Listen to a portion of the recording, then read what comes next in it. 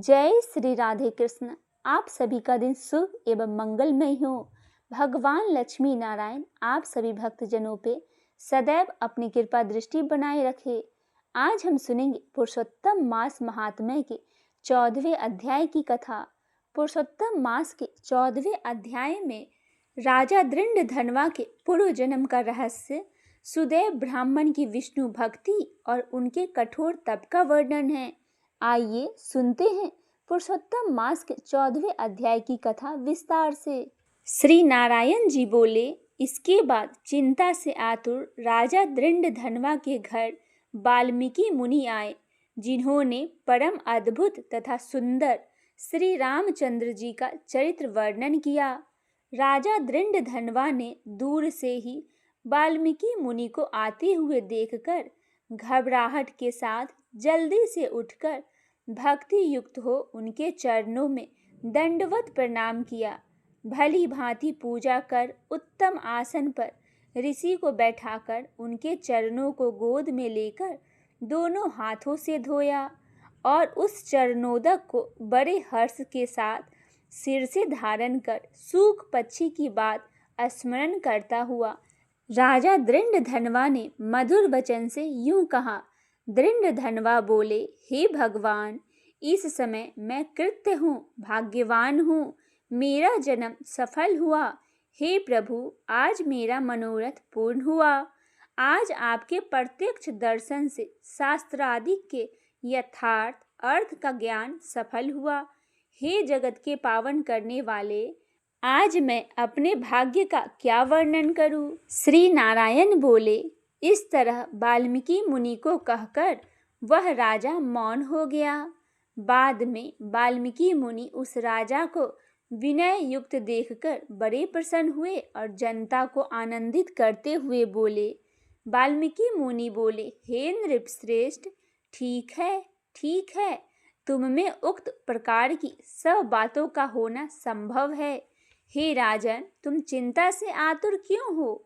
सो सब मन की बात कहो। ऐसा मालूम पड़ता है कि तुम्हारी कुछ कहने की इच्छा है, इसीलिए हे महामते उसे कहो। राजा दृंडधनवा बोले, आपके चरण कमल की कृपा से हमेशा सुख हो, परंतु हे विद्वान, हमारे हृदय में एक बड़ा संदेह है। वन में होने वाले सूख पक्षी के मुख से निकले हुए बाण के समान उस वचन को दूर करे। किसी समय मैं शिकार खेलने के लिए गहन वन में निकल गया। वहां भ्रमण करता हुआ एक तालाब देखा, उसका जल पिया। बाद में थकावट दूर करने के लिए एक बड़े वट वृक्ष के नीचे बैठ गया।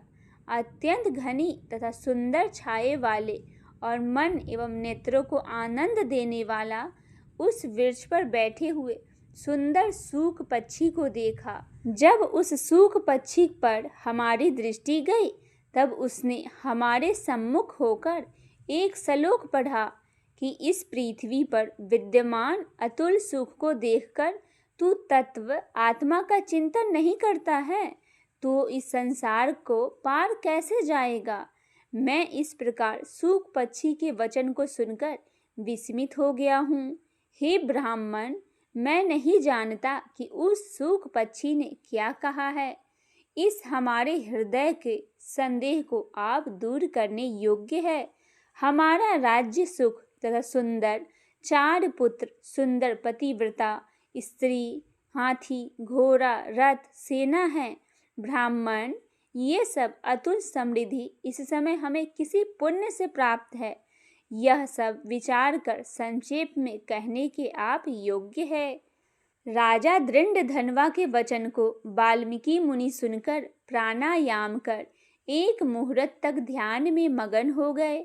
हाथ में रखे हुए आंवला के फल के समान विश्व संसार के भूत, भविष्य और जो वर्तमान है वह विषय है, उनको हृदय में समाधि के बल से जानकर और निश्चय कर राजा बोले। वाल्मीकि मुनि बोले, हे राजाओं में श्रेष्ठ, अपने पूर्व जन्म का चरित्र तुम सुनो। हे राजेंद्र, पूर्व जन्म में आप द्रविड़ देश में ताम्रपर्णी नदी के किनारे वास करने वाले सुदैव नामक ब्राह्मण थे। धार्मिक, सत्यवादी, जो मिल जाए उतने में ही संतोष करने वाले, वेदाध्ययन में संपन्न, विष्णु भक्ति में प्रायण रहा करते थे। आपने अग्निहोत्र आदि यज्ञों के द्वारा भगवान हरि को प्रसन्न किया। इस प्रकार रहते हुए तुम्हारी गुणवती स्त्री थी। यह गौतम ऋषि के सुंदर कन्या गौतमी नाम से प्रसिद्ध, शंकर की सेवा में तत्पर, पार्वती के समान तुम्हारी प्रेम से सेवा करती थी। गृहस्थ आश्रम में धर्म पूर्वक वास करते हुए बहुत समय बीत गया, परंतु तुम्हें कोई संतान नहीं हुआ। एक दिन अपने स्त्री से सेवित आसन पर बैठा हुआ दुखित ब्राह्मण गदगद स्वर में बोला, हे सुंदर स्त्री, संसार में पुत्र से बढ़कर दूसरा सुख नहीं है, और तप दान से उत्पन्न पुण्य दूसरे लोक में सुख देने वाला है। शुद्ध वंश में होने वाली संतान इस लोक में तथा परलोक कल्याण करने वाली होती है। उस श्रेष्ठ पुत्र के न मिलने से मेरा जीवन निसफल है। न तो मैंने पुत्र को प्यार किया और न वेद पढ़ने के लिए सोने से जगाया, न तो उसका विवाह किया, इसीलिए मेरा जन्म व्यर्थ में चला गया। अभी मेरी मृत्यु हो, मेरे को आयुष्य प्रिय नहीं है। इस प्रकार अपने प्रिय पति का वचन सुनकर स्त्री गौतमी खिन्न मन हो गई। बाद में धैर्य धारण करती हुई प्रिय वचन बोलने में चतुर, प्रिय पति के प्रेम में मगन वह स्त्री अपने पति को समझाने के लिए सुंदर वचन बोली। गौतमी बोली, हे प्राणेश्वर, अब इस तरह तुच्छ वचनों को ना कहिए। आपके समान भगवत भक्त विद्वान लोग मोह को प्राप्त नहीं होते। हे विभो, आप सत्य धर्म में तत्पर रहने वाले हो। आपने स्वर्ग को जीत लिया है। हे सुव्रत अर्थात हे सुंदर व्रत धारण करने वाले, आप जैसे ज्ञानी को पुत्रों से सुख की प्राप्ति कैसे हो सकती है? अर्थात ज्ञानी पुरुष पुत्रों से होने वाले सुख को इच्छा नहीं करते। हे ब्राह्मण, पहले चित्रकेतु नामक राजा पुत्र शोक से संतान प्राप्त हुआ, तब नारद और अंगिरा ऋषि के आने पर पुत्र शोक से मुक्त हो संसार से उद्धार को प्राप्त हुआ। इसी प्रकार राजा अंगवेन नामक दुष्ट पुत्र के कारण रात्रि के समय वन को चला गया। इसी तरह हे स्वामीन, आपको भी संतान दुख देने वाली होगी। फिर भी हे तपोधन, यदि आपको सत्य पुत्र की लालसा है तो प्रसन्नता से जगत के नाथ समस्त अर्थों के दाता हरि भगवान की आराधना करे। हे ब्राह्मण, पहले संख्याचार्य कदर्म ऋषि ने जिनकी आराधना कर पुत्र को प्राप्त किया, जो कि पुत्र योगियों में श्रेष्ठ कपिल देव नाम से प्रसिद्ध हुआ। ब्राह्मण श्रेष्ठ इस प्रकार अपनी धर्म पत्नी के वचन सुनकर तथा निश्चय कर उस अपनी गौतम स्त्री के साथ ताम्रपर्णी नदी के तट पर गया। वहां जाकर उस पवित्र तीर्थ में स्नान कर अत्यंत श्रेष्ठ तप करता हुआ 5-5 दिन के बाद सूखे पत्ते तथा जल का आहार करता था। इस प्रकार तप करते हुए उस तपोनिधि सुदेव ब्राह्मण को 4000 व्यतीत हो गए। हे ब्राह्मण, उसके इस तपस्या से तीनों लोक कांप उठे। भक्त वत्सल भगवान उस सुदेव ब्राह्मण के अत्यंत उग्र तपस्या को देखकर जल्दी से गरुड़ पर सवार होकर प्रकट हुए।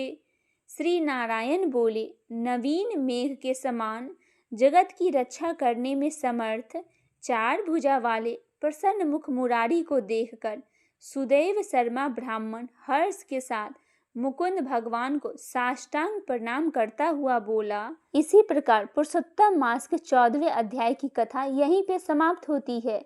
इसके आगे की कथा हम कल के वीडियो में सुनेंगे। और अगर अभी तक आपने पुरुषोत्तम मास के इससे पहले का अध्याय नहीं सुना है तो हमारे इस चैनल पे जाके पुरुषोत्तम मास के सभी अध्याय को आप अवश्य ही सुनें।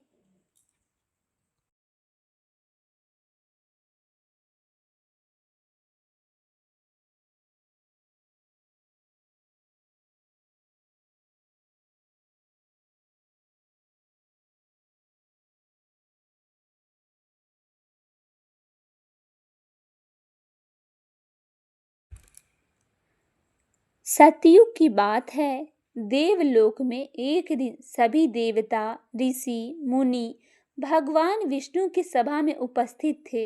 वहां चारों ओर वैदिक मंत्रों की ध्वनि गूंज रही थी। उसी समय देवर्षि नारद अपनी वीणा बजाते हुए नारायण नारायण का कीर्तन करते हुए सभा में पहुंचे। उनके मुख पर जिज्ञासा दिखाई दे रही थी। उन्होंने भगवान विष्णु को प्रणाम किया और बोले, हे प्रभु, मैंने अनेक व्रत, पर्व और महीनों की महिमा सुनी है।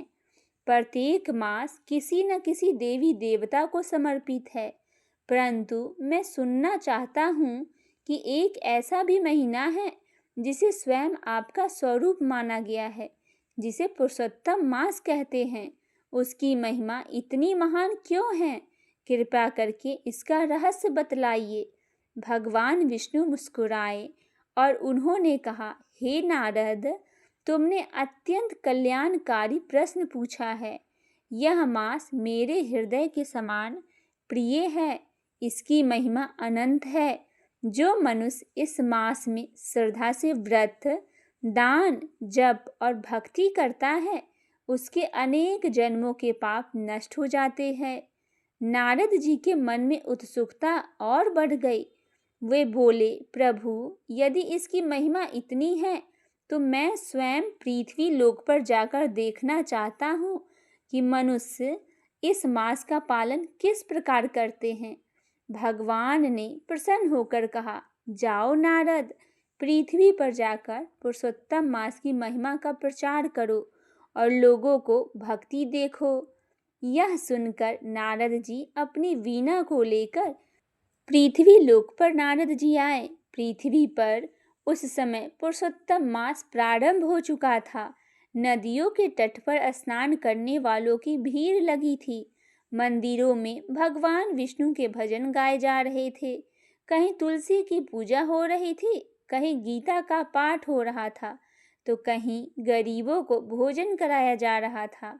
नारद जी के एक नगर में पहुंचे। वहां उन्होंने देखा एक धनी व्यापारी बड़े बड़े दान कर रहा था।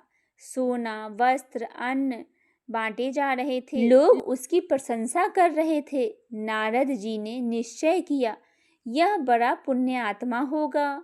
वे उसके पास गए और बोले, हे श्रेष्ठ पुरुष, तुम इतने दान क्यों कर रहे हो? व्यापारी ने गर्व से कहा, मैं पुरुषोत्तम मास में दान इसलिए करता हूँ ताकि लोग मेरी प्रशंसा करें और मुझे स्वर्ग मिले।